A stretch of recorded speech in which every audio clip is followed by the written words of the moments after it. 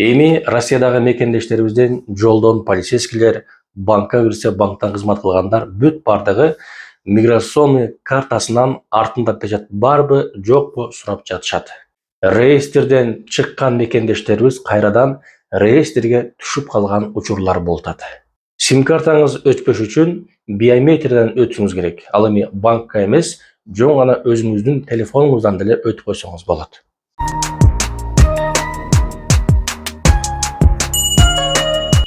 Assalamu alaikum аттуу мекендештер, амансыздарбы?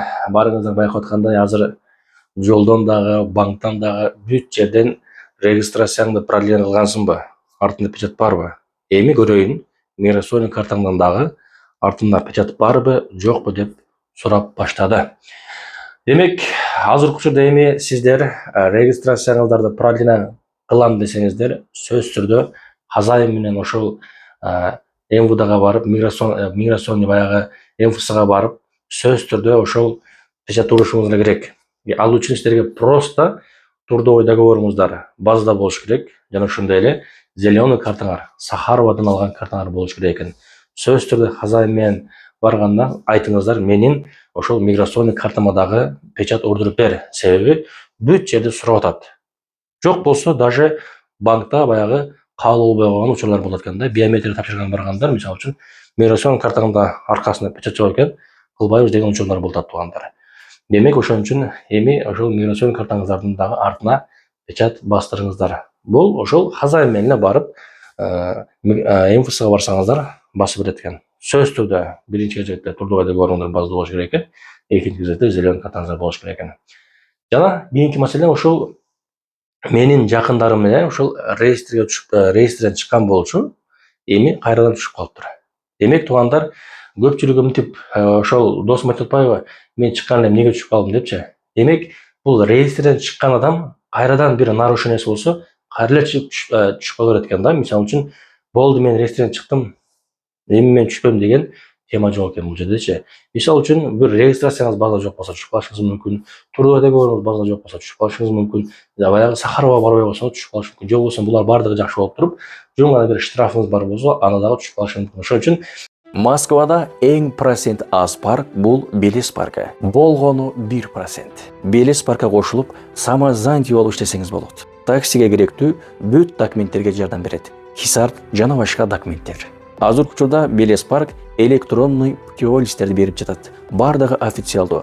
Коркпостон алсаңыздар болот, юристтер менен чогуу иштешип жатат. Реестрден чыккандан кийин документтер тактаңыздар, мисалы түшүп калышыңыздар мүмкүн депчи. Ошого биринчи кезекте регистрация базада болуш керек. Сахарова барган болушуңуздар керек, жана трудовой договоруңуздар базада болуш керек. Эч кандай штраф болбош керек. Ошондо реестрге түшүп кеткенсиздер достор.